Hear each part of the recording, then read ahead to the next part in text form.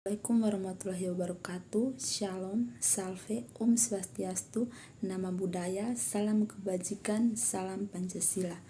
Perkenalkan, nama saya Stefani Bikta Gemian dengan NIM 2201070114, mahasiswi semester 3, Program Studi Pendidikan Pancasila dan Kewarganegaraan, Fakultas Keguruan dan Ilmu Pendidikan Universitas Nusa Cendana Kupang.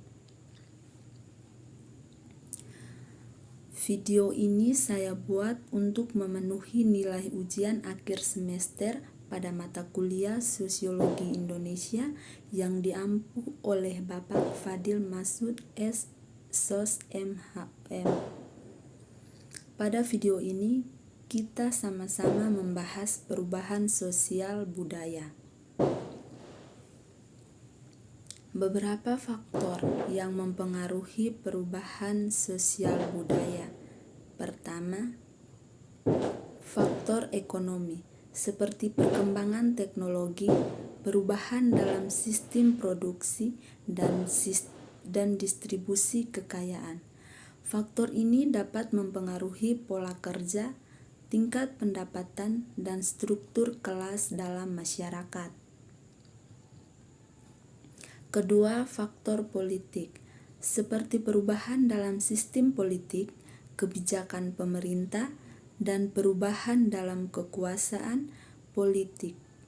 Faktor ini dapat mempengaruhi struktur kekuasaan, partisipasi politik, dan kebijakan publik dalam masyarakat. Ketiga, faktor sosial budaya, seperti perubahan dalam nilai-nilai, norma, dan pola perilaku masyarakat. Faktor ini dapat melibatkan perubahan dalam agama, pendidikan, budaya populer, dan gaya hidup masyarakat. Selo Semarjan juga menekankan bahwa perubahan sosial tidak selalu bersifat positif atau negatif. Perubahan sosial dapat membawa dampak positif, seperti meningkatkan kualitas hidup, kemajuan teknologi, dan perubahan sosial yang lebih adil. Namun, perubahan sosial juga dapat membawa dampak negatif, seperti ketimpangan sosial, konflik, dan perubahan lingkungan.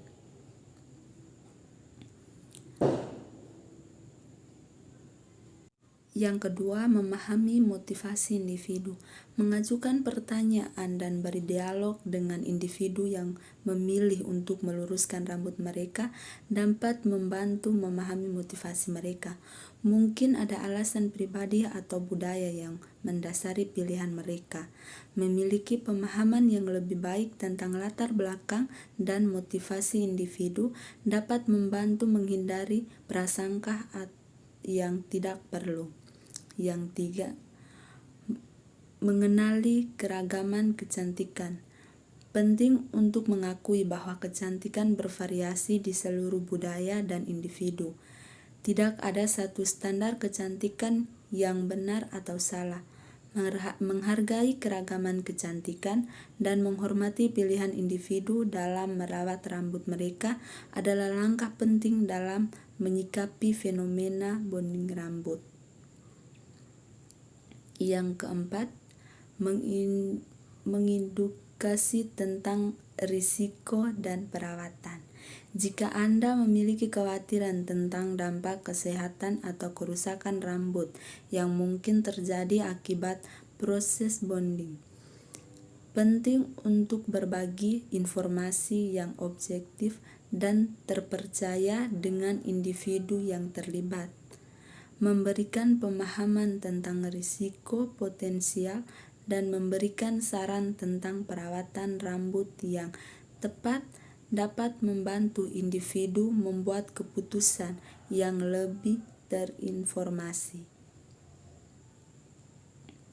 Yang kelima, menggalang kesadaran tentang kecantikan alami. Selain menghormati pilihan individu, penting juga untuk mengedukasi dan mengalang kesadaran tentang kecantikan alami, mengapresiasi dan mempromosikan keberagaman penampilan dan kecantikan dapat membantu mengurangi tekanan sosial dan mendorong individu untuk mengubah penampilan mereka. Yang keenam, menghindari penilaian. Penting untuk menghindari penilaian terhadap individu berdasarkan penampilan mereka, termaksud rambut mereka. Menghargai dan menerima individu berdasarkan kepribadian, kualitas, dan kontribusi mereka yang lebih dalam adalah sikap yang lebih baik daripada menilai seseorang berdasarkan. Yang keempat, teori identitas sosial. Teori ini menekankan pentingnya identitas individu dalam membentuk perilaku dan interaksi sosial. Dalam konteks bonding rambut, individu yang memilih untuk meluruskan rambut mereka mungkin melakukannya untuk menciptakan atau memperkuat identitas mereka. Mereka mungkin mengidentifikasi diri mereka dengan kelompok atau subkultur tertentu yang menghargai rambut lurus, atau mereka mungkin melihat rambut lurus sebagai bagian penting dari identitas mereka sendiri. Dalam analisis fenomena sosial bonding rambut, penting untuk mempertimbangkan konteks budaya, sejarah, dan sosial yang lebih luas. Tren ini dapat dipengaruhi oleh faktor-faktor seperti media massa, industri kecantikan, perubahan nilai-nilai sosial, dan interaksi individu dalam masyarakat. Menyikapi fenomena bonding rambut dapat dilakukan dengan pendekatan yang terbuka, menghormati pilihan individu, dan mempertimbangkan dampaknya secara holistik. Berikut adalah beberapa cara untuk menyikapi fenomena ini. Yang pertama, menghormati pilihan individu. Setiap individu memiliki hak untuk memutuskan bagaimana mereka ingin merawat dan mengubah penampilan mereka, termaksud rambut mereka. Penting untuk menghormati pilihan individu dalam hal ini dan tidak menghakimi atau memaksakan pandangan pribadi kepada orang lain. Yang kedua, memahami motivasi individu, mengajukan pertanyaan dan berdialog dengan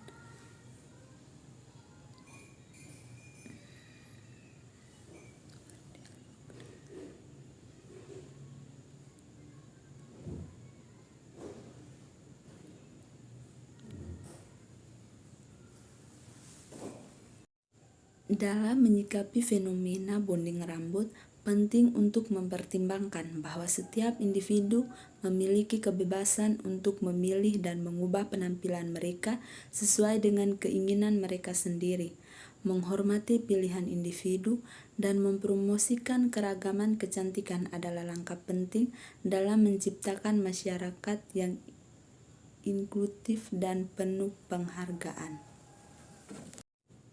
Dalam analisisnya, Cielo Semarjan juga menggarisbawahi pentingnya peran individu dan kelompok dalam perubahan sosial. Individu dan kelompok dapat menjadi agen perubahan sosial melalui aksi kolektif, gerakan sosial, dan partisipasi politik. Secara keseluruhan, konsep perubahan sosial menurut Cielo Semarjan melibatkan interaksi kompleks antara faktor ekonomi, politik, sosial budaya, serta peran individu dan kelompok dalam membentuk dan mengarahkan perubahan dalam masyarakat. Fenomena sosial rebonding rambut adalah suatu tren di mana individu mengubah struktur rambut mereka dari yang alami menjadi lurus dan halus dengan menggunakan bahan kimia atau proses pengeritingan. Fenomena ini dapat dianalisis dari perspektif beberapa teori sosiologi, antara lain yang pertama, teori simbolik. Interaksi sosialisme. Teori ini menekankan pentingnya simbol-simbol dalam interaksi sosial. Dalam konteks rebonding rambut, individu yang memilih untuk meluruskan rambut mereka mungkin melakukan karena mereka menganggap rambut lurus sebagai simbol kecantikan atau status sosial yang lebih tinggi. Mereka mungkin percaya bahwa rambut lurus akan membuat mereka lebih diterima atau dihormati dalam masyarakat. Yang kedua, teori fungsionalisme. Teori ini menekankan pentingnya fungsi-fungsi sosial dalam masyarakat. Dalam konteks rebonding rambut, tren ini dapat dilihat sebagai bagian dari upaya individu untuk memenuhi norma kecantikan yang ada dalam masyarakat. Rambut lurus dianggap sebagai standar kecantikan yang diharapkan oleh masyarakat, dan individu yang meluruskan rambut mereka dapat mereka lebih terima atau diakui oleh masyarakat. Yang ketiga, teori konflik. Teori ini menekankan konflik sosial dan ketidaksetaraan dalam masyarakat. Dalam konteks rebonding rambut, tren ini dapat dilihat sebagai refleksi dari dominasi